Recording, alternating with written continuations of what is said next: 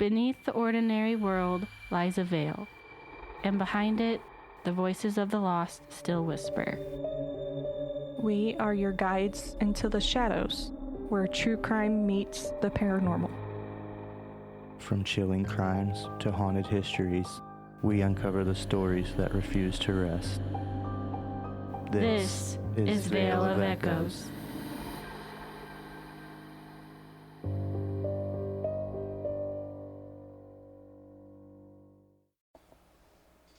It's the early 1970s in California. The highways are long. The nights are restless.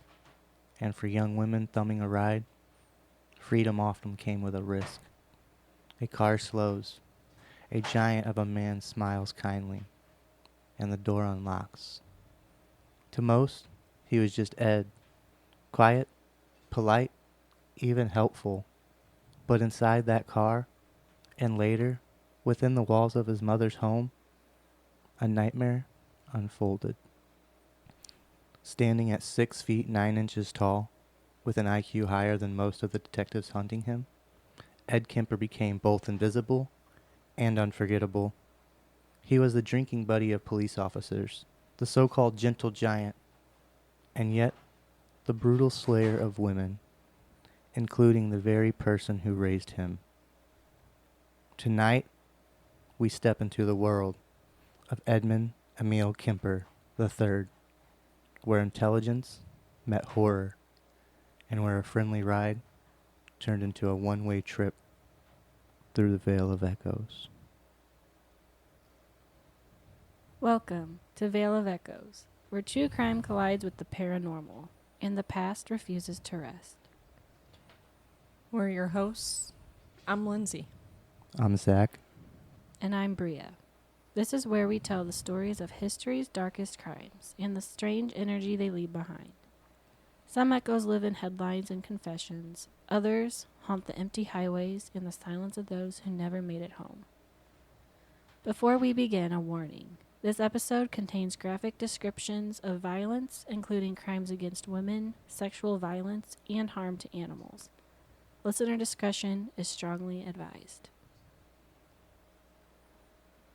So, who exactly was Ed Kemper, the so-called co-ed killer? To understand the man he became, we have to start at the very beginning. Edmund Emil Kemper III was born on December 18, 1948 in Burbank, California. He was the middle child of Clarnell and Edmund Kemper Jr. From the very beginning, home was a place of tension. His father, a decorated World War II veteran, later worked in atomic weapons testing. The demands of that work were heavy, but he often said it was nothing compared to life with Clarnell. He described his marriage as hell on earth, saying he would rather test nuclear bombs for a living than endure her cruelty at home. Ed's father said Clarnell constantly belittled him, nagged him about money, and chipped away at his confidence. He admitted that she made him feel small, powerless, and unwanted. The very same traits she would later project onto her son.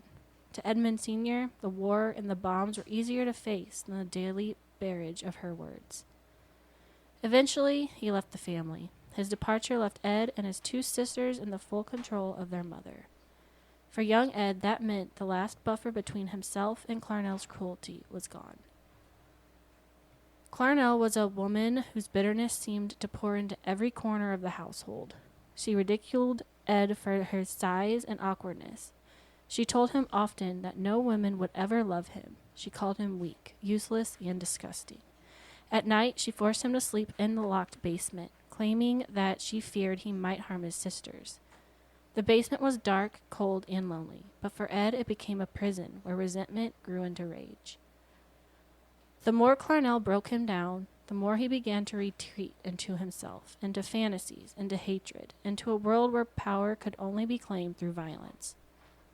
The shadow of his mother's cruelty would never leave him. It became the single most important influence in his life, shaping not only his rage, but also the way he chose his victims. Do you think Ed's father saw something in Clarnell that he just couldn't survive, and that maybe Ed absorbed the same treatment but had no escape? That's a good question. I think the dad up and left because he was sick and tired of the mother's bullshit and just said, you know what? You can handle it from here. Yeah. He just didn't want to deal with it anymore. Yeah. I Well- mean, does it suck that he left his kids? Yeah. Yeah, because that's probably one of the biggest issues with Ed was partially his dad leaving. Well, that, and he probably held that resentment towards his mother, too. That Yeah. probably added on to the fire, I mean, if it was me, I'd be doing the same thing. That's Not what gonna I lie. feel. I feel like Edmund was more towards his father, like loved his father more, wanted to be around his father more, and then the relationship between his father and mother, his mother was not a good person. That's what drove his father away. He couldn't stand it no more, and yes, it's sad that, I mean, he could have took the kids and just left her by herself, because him leaving, knowing the way she is, he should have known that she was going to redirect that into torturing his son, a kid who seems to resemble him, just much taller. Mm-hmm. I mean, that and treating your own child that way, I could never imagine talking to my, Now, who are we, Kendra? Oh, damn. from have you watched that? The Catfish show, Kendra, the mom. Oh, who- good God. The mom who was like, yeah, guess what? I'm your catfish. That's awful. I've been baiting you this whole time, I you little mean, bitch. Technically, she was doing this, I mean, in a way, the same thing that Ed's mom was. But that woman needs to be locked up, because she was doing it to her daughter as Oh. well as stalking other children, Oh, yeah. minors, multiple, not just one, not just bullying her daughter, but her daughter's boyfriend. Exactly. What the fuck is wrong with people? You know what? Don't even answer that for me. Just don't. Yeah. 'Cause I really don't want to know. I mean, yeah, look at the people who are covering. Oh, good God. Yeah. Lord, help this world. By the age of 10, Edmund Kemper was already showing disturbing behaviors that went far beyond normal childhood curiosity. He began by decapitating his sister's dolls, cutting off their heads and hands. Later, he admitted that this wasn't just a game, it was rehearsal. He was fascinated by the act of dismemberment, even then. He also invented elaborate games with his sisters, not the innocent kind of play you'd expect from children. He staged gas chamber and electric chair, pretending to writhe in pain, foam at the mouth, and die dramatically while his sisters watched. These weren't just make-believe, they were rituals that foreshadowed his obsession with death and control. His sisters would later describe these games as chilling, even at the time. They remembered how little Eddie seemed to enjoy the role of victim, and how much more he liked imagining himself as the one in control, holding the power. Looking back, they admitted they sometimes wondered what he might do to them. The quiet fear, even in childhood, was another echo of the violence that was still to come. And before we go on, another warning. The next part involves cruelty to animals, something we know can be especially upsetting.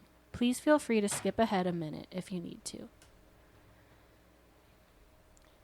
His cruelty soon turned towards animals. At just 10 years old, Ed killed the family cat. He stabbed it, then buried the body in the backyard, only to later dig it up to see what had happened to the corpse. A few years later, he repeated this with another cat. This time, he buried it alive, listening to its muffled cries as the dirt closed over, before later unearthing the body. He would later say that these acts gave him a sense of power. These weren't isolated incidents. Ed grew obsessed with violent fantasies. He admitted that by his early teens, he often imagined what it would feel like to kill. The basement his mother forced him to sleep in became a place where those fantasies grew unchecked. Alone, humiliated, and consumed by resentment, Ed's thoughts grew darker and more dangerous. Teachers and neighbors would later describe him as quiet, awkward, and intelligent, but odd. He was a giant, even as a teenager, towering over his peers, but instead of using his size for protection, he carried himself with shame and discomfort. On the outside, he was the quiet boy who didn't fit in, but on the inside, He was already slipping into darkness. So at what point do you think someone should have stepped in? Was this just disturbing childhood behavior, or were the red flags already screaming? When you killed the cats. Well, that and the gas chamber. When you killed the cats. That's my thing is, did his sister ever tell his parents? Like, I think they were, you know what, I'm not sure. I think they were too scared to. maybe that's what I'm wondering. Did they ever tell his mother about these games that he's playing, or did they ever find out that he killed cats? Or I just want to know why he killed the cats. And in what sense makes you think, oh, because I want to know what it's like to kill somebody, I'm going to kill a cat. Yeah. It's a very sick sense of control. It had to be the outline for Michael Myers. You know what he could have just done? He could have just tried it on himself. Yeah. Mm-hmm. He didn't have to kill those cats. He could have just tried that on himself. On here it says, according to accounts, Edmund Kemper's mother, Clarnell, was aware that he had killed cats, but it is less clear if his sisters told her about the gas chamber games. Well, this mother... She's already... Well, yeah, she's dead. She's gone. She's 6 feet under. Well, yeah, but she was already demented herself. This was the stupidest fucking mother. Oh, I know my son is killing cats. I'm just gonna let it go. Yeah, stupid bitch. Yeah, her solution was to stop getting cats. Yeah, here. So it just makes me think, though, like, if she would have never talked to him the way she did before this, would he have... I don't think he would have been this way if she didn't do all the shit that she did to him. Yeah, because, I mean, his father leaving could have damaged him, but she could have comforted him instead of turning into a bitch. Yeah, she kept saying how ugly he was and how big he is. No one's ever going to love you. I put it in perspective as if somebody sexually assaulted me, my mind automatically goes to that person needs to be taken out. Oh, yeah. And just the way she acted, that's honestly, I'm not going to lie, my brain would probably do the same thing. Yeah. It's I just, mean, I it's understand. pure torture. Mm-hmm. I mean, to be treated like that by your own flesh and blood, someone who gave birth to you, it's like, what am I supposed to do now? Mm-hmm. The person you look in for comfort and protection is the one that's beating you down and treating you like you're nothing, making you an outsider. And while your siblings sleep comfortably upstairs, you're locked in a basement because your mother's afraid of what you might do to them because of the way she treated you. And Yeah. Treating him like he's some sideshow. exactly what she treated him like. She treated him like a fucking freak show. She told him that he was ugly, told him he wouldn't be loved, that nobody was going to love him. And coming from your own mother, like, she wasn't a looker either. So I don't know. I don't know. I think her and his dad were just as almost, I mean, they were pretty tall themselves. Exactly. So, I mean, I think she was expressing a lot of self-opinions onto him. I don't know how else to say it. The way she felt about herself, I think she was pressing that onto him because she don't want to talk to herself like that and feel more fucked up than she already is. Yeah. Yeah, so his mom was over 6 feet tall, and then his dad was 6'5". That's a huge bitch. So I don't That's know a how big she old can bitch. say- That's Big Bertha. Yeah, Fiona. God damn. That's Big Bertha. I mean, I you just, could say Princess Fiona if you wanted to. Well, how is she to say something about his height when she's... I mean, there's nothing wrong with being When she's that already tall, a giant herself. I mean, Yeah, people because are it that said tall. she's What's- over 6 foot tall. It didn't really clarify exactly. Yeah. So she could have been like 6'5". She could have been 6'9". But Exactly. It shouldn't matter on your height, though. Like, No. Who cares? That's because she's stupid. It's not... You shouldn't... I don't know. I Who mean, cares what height he was? I'm still stuck on the cats. Well, it's hard That's- not to be. I know, that's awful. That's my biggest thing. I'm stuck on the cats. But you know, like I mean, Jeffrey Dahmer, look what he took dead animals well, off at the road. least they were already dead. Right. John Wayne Like- Gacy, I think he did stuff to animals too. Well, he's stupid. He's stupid. Anybody that does anything to an animal, I don't care who you are. You can be the nicest person in the world to me, to my face, but if I find out that you hit a dog or a cat, you better run away from me. Oh. What he did. And I'm telling you, I don't care if he was 6'9". If I would have found out that he was killing cats, I would have been a little damn spider monkey coming out of there. I would have been grabbing that motherfucker and everything. Bury him in the ground. Hear his muffled screams. I know, it's awful. Help me, help me. I ain't helping you now. I'm just still stuck on how he got pleasure out of pretending to be electrocuted or suffocated by gas. Yeah. It's almost... He should have just been an actor. If he enjoyed that stuff. He could have played in movies 10 doing years that. old doing this? 10? Heck, I remember I was still playing with Bratz dolls when I was 10. He was younger than 10 when he was decapitating and cutting the hands and feet off of them, but he was around 10 when he was doing the games and playing When I the was games. 10, I was airbending. I was acting like Avatar. I thought I could bend the earth and bend fire. And this guy over here is like, let me decapitate you. Let me take your hands off. That's another thing. What I want to know the obsession And it was with cutting the off 70s, the hands. so it's not like they didn't have anything to do. Yeah. Yeah. I mean, the treatment from his mother's fucked as well, but from his own admission, he had these thoughts from, which I don't know if he's just feeding into the persona since he's already been busted or if he's actually just been that dark from the get-go. But from his own admission, that's how he felt, and he's been thinking about doing that stuff since he was younger. It wasn't just playtime, it was rehearsal. Mm-hmm. He was yeah. prepping himself for decapitating people. Oh, yeah. Oh, 100%. By the time he was 15, Ed's relationship with his mother had reached a breaking point. Clarnell decided she couldn't handle him anymore and sent him away to live with her parents, Maud and Edmund Sr., on their ranch in North Fork, California. For Clarnell, it was a way of washing her hands of him, but in truth, she was passing him to the only people who still tried to hold him accountable.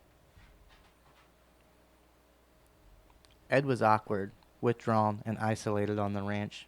He did chores, but he didn't fit in at school and struggled to make friends. His grandmother, Maud, was strong-willed and often critical, and Ed claimed she consistently belittled him, echoing the same dynamic he'd endured with his mother.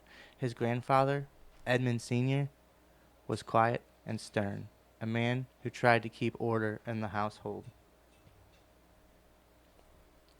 On August 27th, 1964, an ordinary morning shattered into violence. Maud was sitting at the kitchen table writing. An argument flared, though no one knows exactly what it was about. In that moment, Ed snapped. He grabbed the rifle his grandfather had given him for hunting, aimed it at his grandmother, and pulled the trigger. The first shot struck her in the head. 2 more tore into her back.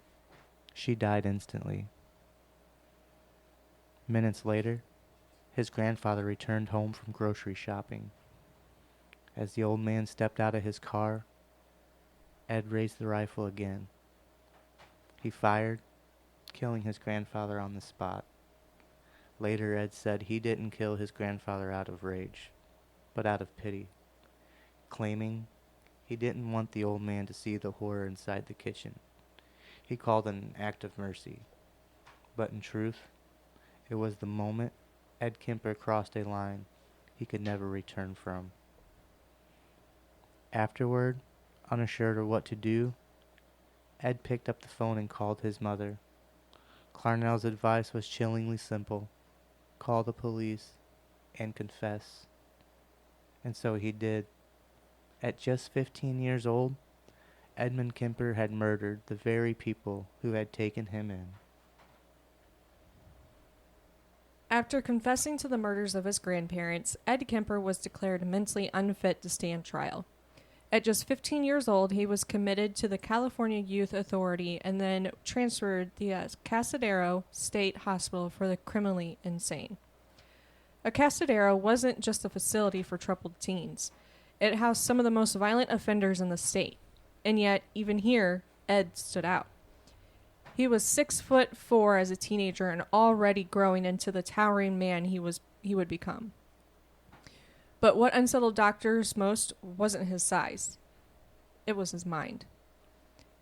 He scored an IQ of 136, later measured as high as 145. He was articulate, well-mannered, and disturbingly self-aware. To the psychiatrist, he appeared cooperative and intelligent. To Ed, it was all a part of the act. He knew what they wanted to hear, and he gave it to them. During this time, Ed became a model patient. He even worked in the psych ward, assisting staff in administering psychological tests to other inmates. Think about that. A 15-year-old murderer already studying how to get inside the minds of the mentally ill. He memorized test questions, rehearsed answers, and learned exactly what boxes to check to appear cured. It gave him access to other patients' deepest thoughts, their fears, their obsessions, and all while he was practicing how to manipulate the very system designed to treat him. Records from that time show that Ed spoke openly about his violent fantasies. He admitted he had dreamed about killing his mother. He described his hatred of women and his desire for self-control, and yet, just 5 years, doctors determined he was rehabilitated. They believed his intelligence and his cooperation outweighed his violent past. In 1969, at the age of 21, Ed Kemper was released. His juvenile records, the murders of his grandparents, was wiped clean, as though they had never happened. To the outside world, he had no criminal history at all. So what do you guys think? Was Ed rehabilitated, or did the system just teach him how to become a master manipulator? That. Oh, yeah. 100%. Master manipulator. Most definitely, because I mean, he already had an IQ of 145 later. Well, it went from 136 to 145. It's like, what the hell, bro? And the average is what, 100? Mine's probably like 80 or 90. Bro, mine's like 10. I don't know. Mine's 10. I mean, he already had the intelligence there. Obviously, he's gonna feed off of that. Yes. Oh, yeah. At 15, they still weren't messing with a dummy. And they wiped his record clean. Like, oh, your grandparents' lives didn't Oh, matter. you never actually killed your grandparents. Have a good day. Bye. He got his record wiped clean because he learned how to manipulate the very people he wanted to manipulate. Yep. That's crazy. He got what he wanted. He got released. Yeah. He was a model And they prisoner. determined he was rehabilitated. Yeah, you say Yeah, so. he has definitely been rehabilitated when he went off to murder more people. Right. 8 more. Here, let me decapitate people. I am completely cured. If you can decapitate someone, you seriously have serious issues. Oh, yeah. I mean, It's not my cup of tea. But killing someone in general, you have issues. But to dismember somebody? The fuck? Like, I want to know what makes them say, oh, I'm going to saw this body up, when you have to hear the noises that come from that. Like, what the fuck? Yeah. What the fuck? He enjoyed it. I don't know. Yeah, I like dismembering people. Being so intelligent, that's not really an intelligent thing to Yeah, not a wise decision. want to do. Santa Cruz, in the early 1970s, was a community in crisis. Between 1970 and 1973, 3 separate serial killers stalked the county at the same time, turning what was once a sleepy beach town and college community into a place of dread. John Lindley Frazier, a religious extremist, broke into the home of a wealthy ophthalmologist in 1970 and slaughtered the family inside, claiming they were materialistic and destroying the earth. His crime left the community shaken, wondering how such violence could erupt in their quiet hills. Then came Herbert Mullen. Believing he could prevent earthquakes through blood sacrifice, Mullen killed 13 people in a frenzy. Strangers, neighbors, even a priest in a confessional. His murders were chaotic, unpredictable, and terrifyingly random. No one in Santa Cruz felt safe. And threading himself quietly through the storm was Edmund Kemper, while Frazier acted on delusion and Mullins spiraled into mania. Kemper planned with chilling precision.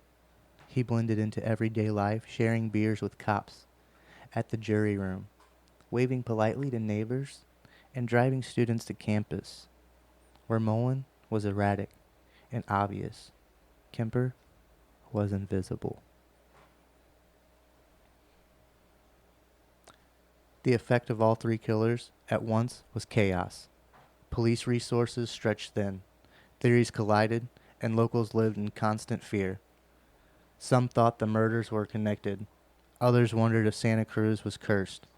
Parents warned their daughters not to hitchhike. But in a college town where cars were scarce and buses unreliable, it was almost unavoidable. And in that swirl of fear and confusion, a 6'9" gentle giant blended perfectly. Do you guys realize Santa Cruz had 3 serial killers operating at the same time? Almost feels impossible. Kind of a little bit unlucky for sure, because, I mean, I don't know what the mathematical equation is for that happening all at once. I honestly didn't know that. That was until just a, researching oh, this. fuck, we're screwed type coincidence. Yeah, because, I mean, most of them thought that they were connected. Those guys were either working together or that it was all one killer, not knowing that one was planning out every move he made while the other was sporadic, just acting in the moment, while one just ran into one house, killed everybody, blamed it on a religious mania, and went from there. Yeah. So 3 people acting on 3 different accounts in 3 different ways, and they thought somehow these murders were related. I mean, which I guess it makes sense at the time because I mean, Because of the probability of having 3 serial killers running around. not only that, you didn't have media like you do now. yeah.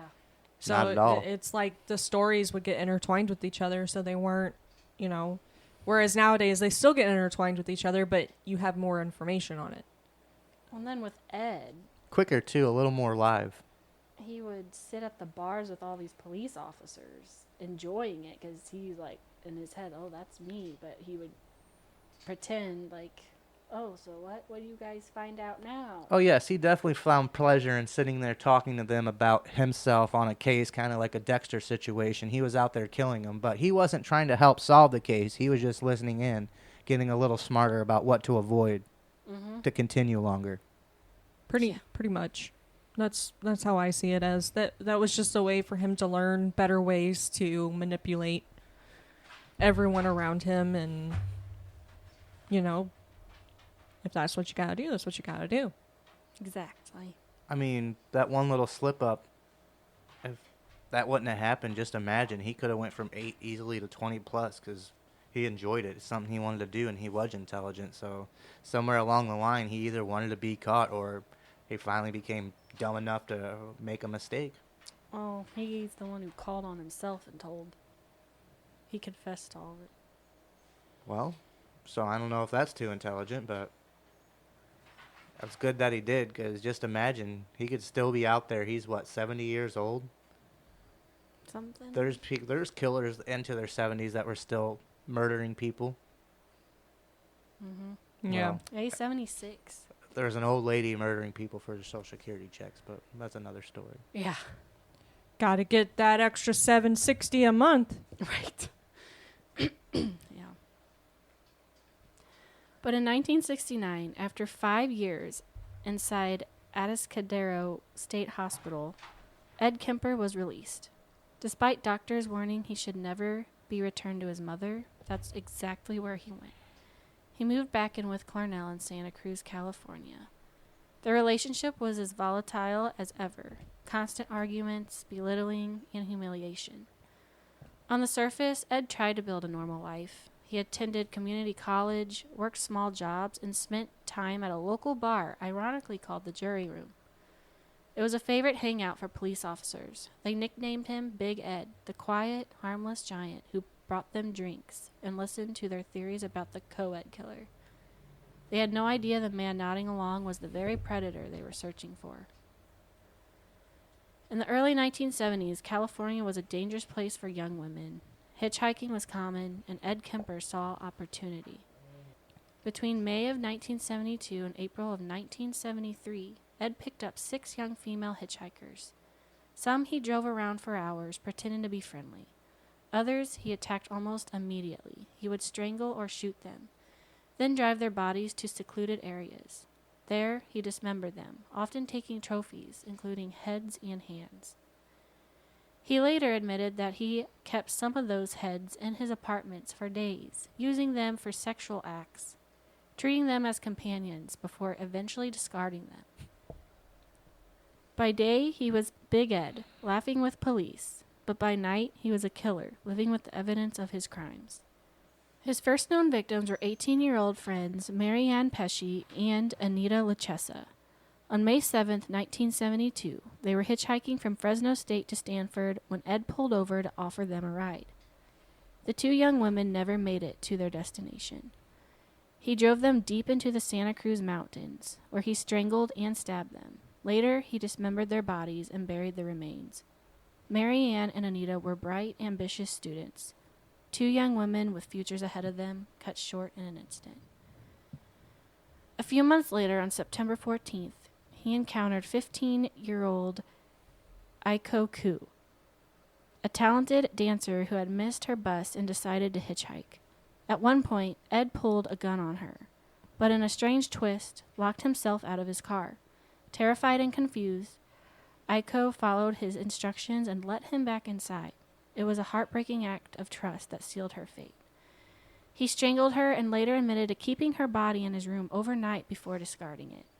Aiko was just 15 years old. By January of 1973, his violence escalated. 18-year-old Cabrillo College student Cindy Shaw accepted a ride.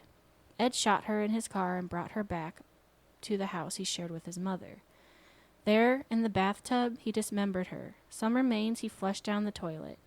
Others he threw off a cliff into the Pacific Ocean. All of this happened under his mother's roof, while she remained completely unaware of the horrors inside her own home. I don't know. Yeah, yeah. I don't know how you can miss stuff like that. And that's just awful. Flushing the remains down the toilet and throwing, how awful. Yeah. So the last thing you want to learn is that your loved one was flushed away. Literally the definition of going down the drain. Yeah. And how did his mom not? Obviously she didn't really pay attention to him anyways, but... That's what it was, but there had to be some kind of smell or something, but being in the basement, who knows? I don't know. Then, in February of 1973, Ed picked up 2 more students from the University of California, Santa Cruz, 23-year-old Rosalind Thorpe and 21-year-old Alice Liu. He shot them both in the car. In a chilling detail, he then drove straight past the campus security checkpoint with their lifeless bodies beside him. No one stopped him. At home, he dismembered them, later scattering their remains along a stretch of highway. Rosalind and Alice had been on their way to class, ordinary students in an ordinary town, when they crossed paths with this monster. By the spring of 1973, 6 young women were gone. Mary Ann, Anita, Aiko, Sydney, Rosalind, and Alice. Each of them had dreams, families, and futures stolen. And while police scoured California for answers, Ed Kemper sat in bars with detectives, laughing, listening, and learning. To them, he was harmless, but to the world, he was already the co-ed killer. So how terrifying is it to think that so many of these women got into his car just trying to get to school or home? Do you think hitchhiking made them easy targets, or would he have found another way? Oh, 100% he would have found another way. Oh, yeah. There's no... Hitchhiking just makes him the easy target. He would have found multiple different ways. Yeah. Hitchhiking made it easier, but he had a plan. He had a vehicle, and he went to school, so he had multiple locations he could pick people up from besides just picking them up on the highway. So Oh, yeah. it's not that they were hitchhiking. He didn't kill them because they were hitchhiking. It's because he's a sick fuck. They were easy. He killed them because he had the opportunity. Yep. That's all it has to come down to. He was looking for the opportunity. If it would have been on the roadside, the bus stop, the basement, the train, it don't matter. Yeah. Kemper would have killed. Oh, yeah, definitely. As the bodies of young women were discovered, detectives tried to build a picture of who the so-called co-ed killer might be. Their profile suggested someone local, intelligent, and calm under pressure. They believed he likely drove a reliable car and was comfortable picking up students and could easily blend into the Santa Cruz community. But the case was anything but straightforward. Santa Cruz was already reeling under the chaos of multiple killers. Some investigators believed the murders were the work of a stranger prowling the highways. Others thought there might be more than one killer working at the same time. Theories collided, files stacked up, and the pressure to catch someone, anyone, grew heavier by the week. Tips poured in. Parents, classmates, even strangers called with leads about suspicious men giving rides. But nothing seemed to stick. And that's because the man who fit the profile the best was hiding in plain sight. Every night, Ed Kemper sat at the jury room, a bar popular with local officers. They nicknamed him Big Ed. He bought them several rounds, asked about the case, and listened closely as they shared updates on their investigation. He even offered his own opinions on who the killer might be. Opinions that sometimes echoed the profile almost too well. What no one realized was that the conversations weren't just friendly chatter. They were strategy sessions for Kemper. He was learning that the police knew what they suspected and how close they might be. His towering size, his polite manners, and his calm intelligence worked like camouflage. The police were chasing a phantom, running down false leads and dead ends, while the real killer cleaned glasses with them every night. Every theory, every profile, every new tip circled just wide enough to miss the man who was sitting right beside them. So, do you think the cops trusted him because of his size and calmness, or because they just couldn't picture their bar buddy being a killer? Both, I think. I want to go with Bar Buddy as a killer because Yeah. the size and calmness, like, that's fucking eerie. You're way too calm to be that big of a motherfucker. Well, and then just sit there and talk about the case with detectives and police officers. And he was asking the questions. Yeah, that's a little strange. That would have been a big red flag. Oh, yeah. And they're just like, well, Ed, see, we have a suspicion it's this guy. And he's like, nah, it doesn't sound like it'd be him. It sounds like it'd be me, but... They probably just didn't think They didn't put two and two together. At No, the time. that's the issue. Is they their didn't think. suspect would be sitting there just... Because, like, the in part she plain read, sight. they were looking for somebody out of fear, and they needed someone to be arrested.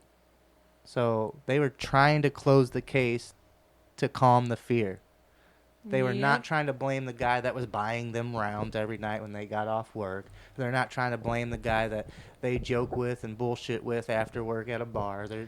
Well, they also seen him as a gentle giant, like not harming a fly. And that's exactly why his background should have never been like, yeah, you were 15, you were a minor, but you murdered somebody. There's no wiping that, expunging that, getting it erased. Like, that's something that should stick forever. Well, apparently they can have it erased since, If it was like a car accident, oh, my bad. Like, no, not my bad, but I understand a car accident is a car accident, but you shot and killed your grandparents. and he basically got a slap on the wrist for it. Yep, and I think he also used that as like, well, I got away with it before. Exactly. That slap on the wrist right there led him into the I got confidence to be able to do away it with it again. before, I'll get away with it again Mm. until it catches up to him. And that's how it normally goes with all of them. Mm-hmm. Yep.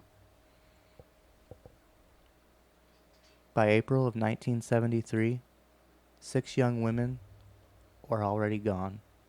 But for Ed Kemper, none of those murders were the true target of his rage. Every victim, everybody he left behind, had been a rehearsal. His fury had always been aimed at one person, his mother, Clarnell. On the night of April 20th, Clarnell came home late after an evening out. She and Ed exchanged sharp words, as they always did. Finally tired of arguing, she headed to bed. Her parting words cut like a knife.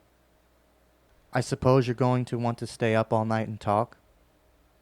To anyone else, it might have sounded like a throwaway remark, but to Ed, it was the final straw. The voice that would never stop, the years of contempt condensed into one sentence. In his mind, she would always belittle him, always dismiss him, always crush him with her words. That night, he decided to silence her forever. In the early hours of the morning, as she slept, Ed entered her room with a clawed hammer. He struck her hard in the head, then slit her throat. But death was only the beginning of his revenge. He decapitated her, holding her head aloft, as though finally confronting the woman who had haunted his every thought. He later confessed that he screamed at her lifeless face, cursing her, blaming her for everything he had become. He placed her head on a shelf, and in his own words, yelled at it for an hour, throwing darts at it. His violence turned even darker. He admitted to performing sexual acts with her severed head. Then, in one final symbolic act, he cut out her vocal cords and shoved them into a garbage disposal. As the machine tried to grind them, the cords spit back up into the sink. Ed later remarked bitterly, "That seemed appropriate. As much as she bitched and screamed and yelled at me over so many years, even in death, his mother's voice refused to be silenced." I can't. I don't even know what to say. All I know is that Oh, jeez. the vocal cords coming back up is really what just got me. Oh, man. But his rampage wasn't finished. Later that day, Ed invited his mother's best friend, 59-year-old Sally Hallett, to the house. When she arrived, he strangled her and hid her body in a closet overnight, as though she were nothing more than an afterthought in his violent finale. After the killings, Ed didn't panic. He calmly cleaned up and left town. He drove for days across California and eventually into Colorado, listening to the radio as news of his mother's murder spread. For once, he wasn't planning his next move. He seemed almost relieved that the end had come. Finally, in Pueblo, Colorado, Ed picked up a payphone. In a voice as calm as if he was ordering a pizza, he confessed. He told police everything. His mother, her friend, and the 6 young women whose names had haunted Santa Cruz for a year. When officers arrived to take him into custody, they were stunned. This towering man, the one they had often shared beers with, the gentle giant they thought was harmless, was the co-ed killer, and he had turned himself in. What do you want to make of how mutilated her body, the darts, the disposal of her vocal cords? Was that revenge, ritual, or just pure rage? 100% pure rage. And revenge. Yeah. I mean, again, I Revenge for the years of torture and mental abuse and rage in the moment. Yep. Ritual, I don't know. I don't see however it could be a ritual, because it's not like he collected the blood, collected the bones, and tried calling Gala or something. He just fucking murdered her and fucked her face. I don't know. Yeah, I can't see any like type of ritual coming from it. I see rage and revenge. Oh, yeah. And I think he used those other victims as his practice. Oh, 100%. Well, in his own words, He said this was rehearsal. He killed those 6 women practicing how he was going to kill his mother. That's not what he said. Like, he didn't say he was doing it to practice, but he said it was rehearsal because that's what his whole plans were. Mm-hmm. That was his target the whole time. That's what his rage was aimed at, was his mother. I don't know why he had to call the mom's friend over and murder the other. Like, yeah, it sucks. You didn't need to murder your mom either. It's bad that she was a terrible person to you, but you can always get over it, move on, you know. You don't have to stay in contact, and you can't let what happened to you then control who you become. No. When Ed stood trial in October of 1973, the nation was horrified by the details of his crimes. He confessed openly, recounting each murder in matter-of-fact detail that chilled even the most seasoned investigators. Jurors listened as he described dismemberment, sexual acts with corpses, and the grotesque treatment of his mother. Reporters called him the co-ed killer, a name that would follow him forever. His defense argued insanity. They claimed no rational man could commit such acts and calmly confess to them. Psychiatrists testified about his violent fantasies, his fractured relationship with his mother, and the possibility of paranoid schizophrenia. But others saw something different. A man who knew exactly what he was doing, who planned carefully, and who could turn his charm off and on like a switch. Even Sally Hallett's murder came under scrutiny. Investigators noted that Ed gave multiple explanations for why he killed her. At first, he said it was practical. He didn't want her to discover his mother's body and alert police before he was ready to confess. But later he admitted there was resentment behind it too. He remembered a time when Sally went on a trip that his mother couldn't join. And he said that stirred feelings of rejection. To Ed, Sally became another extension of Carnell. Another woman who symbolized what he could never have. Psychologists argued that this showed his killings weren't random. They were layered with symbolism, displaced anger, and the constant shadow of his mother's control. In November, the jury delivered its verdict. Guilty of 8 counts of first-degree murder. He was sentenced to life in prison without the possibility of parole. California no longer had the death penalty, but if it had, Ed Kemper would almost certainly have been executed. Instead, he was sent to California Medical Facility and Vacaville, where he remains to this day. What unsettled many was that came next. Behind bars, Ed became oddly cooperative. He granted interviews to psychiatrists, criminologists, and journalists. He spoke in calm, articulate tones about his crimes, analyzing himself as if he were both the killer and the case study. One of his most chilling quotes came during an interview where he said, "One side of me says, I'd like to talk to her and date her. The other side says, I wonder how her head would look on a stick." He also volunteered for the prison's recording program, spending thousands of hours reading audiobooks for the blind.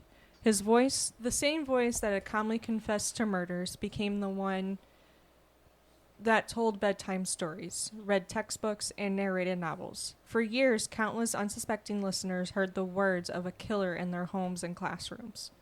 He remained known as Big Ed, even in prison. Guards and inmates alike described him as polite, intelligent, and even helpful. But beneath that exterior, the reality never changed. He was a man who had butchered 10 people, including his own mother. Over the years, Ed has waived his rights to parole hearings multiple times. He has said openly that he is not fit for society and never wants to be released. In his own words, "I'm not going to ever be released, nor should I be." For the families of his victims, the trial and his imprisonment brought little comfort. 6 young women, his mother and her friend, were gone. Their futures erased, and in Santa Cruz, the shadow of his murder still lingers. Hitchhiking never felt the same again. Parents warn their daughters about strangers on the road, and the name Edmund Kemper remains a chilling reminder of how evil can hide in plain sight, wearing the mask of a gentle giant. I mean, it's good that he realizes he does not need to be released. Well, it was the same way with Jeffrey Yeah. Dahmer. I mean, he kept telling people, don't let me back in society. I'm just going to do it again. Yeah. But nobody listened. Mm-hmm.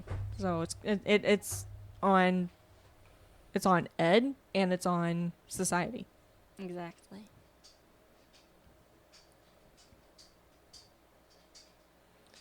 Yeah.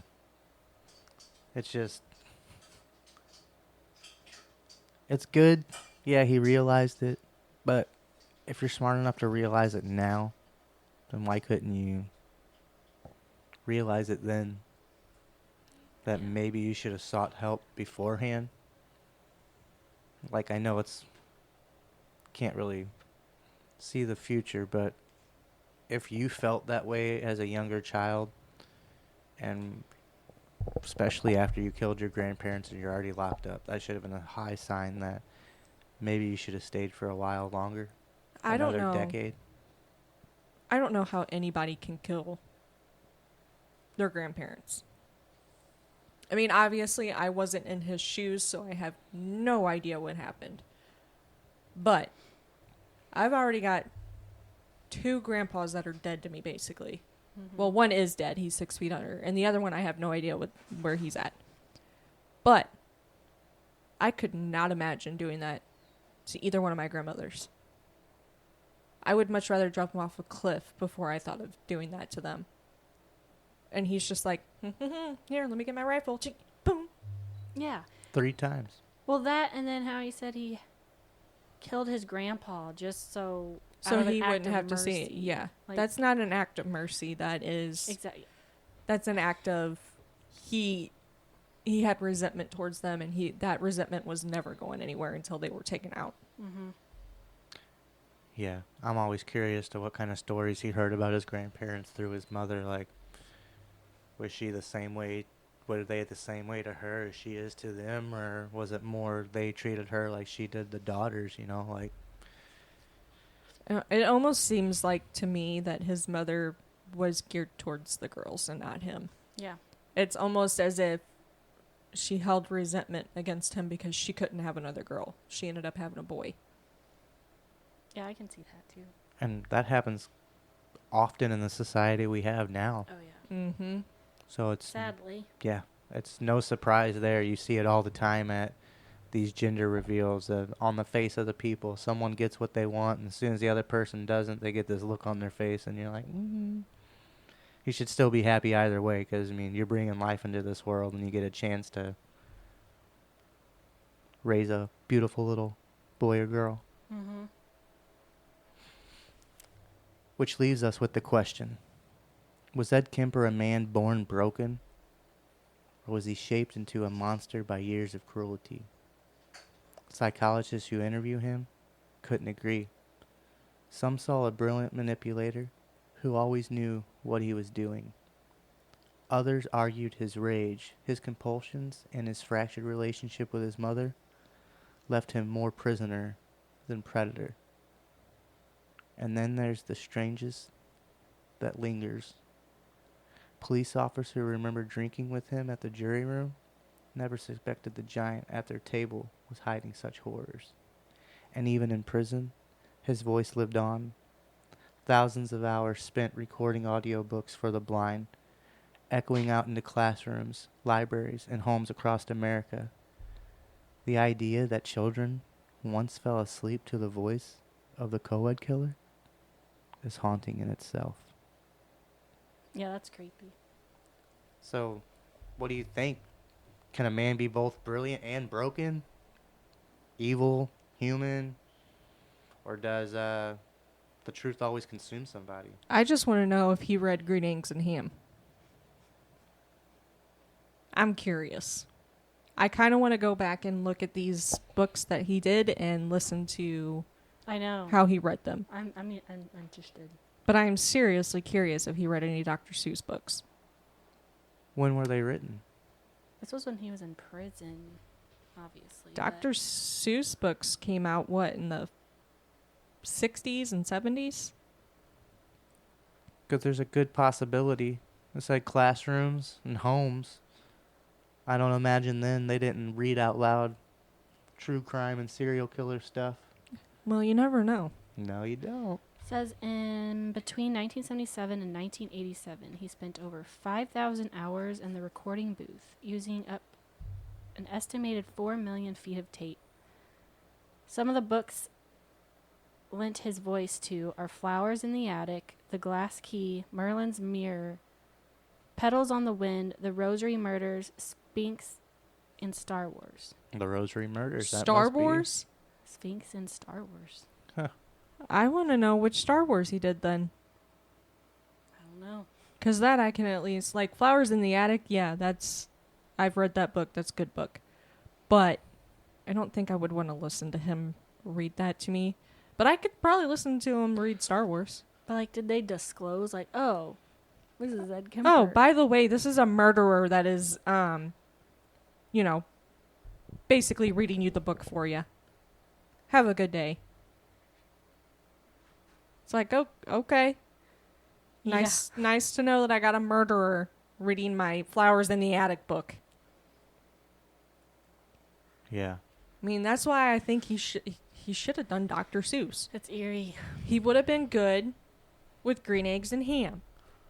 Or the 1 fish, 2 fish, 3 fish, 4 fish. Have you heard his voice, like, how calmly he talks? Yeah. It's... I've heard something. How calmly he, like, describes Yeah. like, he's just, like, we're conversating, like, oh, yeah, this is how I did it. Well, I mean, a lot of them are like that. Yeah. That's the crappy part, is that a lot of them are so freaking calm that you're like, Yeah, they're not How could expecting you a even shock do that? value. there's Scary. nothing. Yeah. Yeah. Soulless. Yeah, very. Some people say Santa Cruz never fully recovered. Hitchhiking all but disappeared. Fear lingered in the air, and the shadow of 3 killers seemed to cling to the town for decades. Even in prison, Kemper's calm, hypnotic voice carried into homes through those of audiobooks. It makes you wonder, when someone like that speaks, does their energy travel with the words? Do the echoes live on, even in the voices we trusted? Do you think darkness leaves an energy behind in a place or even in a person's voice? Oh, 100%. I Yeah. feel like if he would have done that, what is it, David Parker Ray that used to record his voice and play it for those women, I feel like if Ed Kemper would have done something like that, then they probably would have never gave him the opportunity to be on the books. And if they would have, they probably would have all been gathered up and burnt. Yeah. Oh, yeah. David Parker Ray is another one. Twisted. Like a honey barbecue Cheeto. Burrito. I was about to say, are we talking about the Fritos? Those are good. Yes, they are. Honey barbecue. I can eat a whole damn bag of those. Me too. But it makes you wonder, when someone carries that much darkness, does it leave a mark on the places they've touched, the people they've silenced, or even in the stories told long after? Maybe that's why the name Ed Kemper still chills us today. The crimes were horrific enough, but it's the echoes, the double life, the voice reading bedtime stories, the mask of the gentle giant that linger in the air long after. And that concludes this episode of Veil of Echoes. Don't forget to subscribe on your favorite podcast app, and if you can, leave us a review. It helps more listeners step through the veil with us. And if you'd like to keep the conversations going, follow Veil of Echoes Podcast on Instagram, TikTok, and Facebook. We've got something exciting starting. This Monday, you'll get 2 episodes every week. Mondays will be devoted to true crime cases, and on Fridays, we'll explore the paranormal. Twice the chills, twice the echoes. Next time, we turn from Santa Cruz to Plainfield, Wisconsin, and to one of the most infamous names in true crime history. A man whose crimes inspired Psycho, the Texas Chainsaw Massacre, and Silence of the Lambs. A killer who blurred the line between reality and horror. The butcher of Plainfield himself, Ed Gein. And with Netflix's new monster series bringing his story back into the spotlight, we'll take you beyond the screen and through the veil. Until then, keep your ears open. And the veil closed.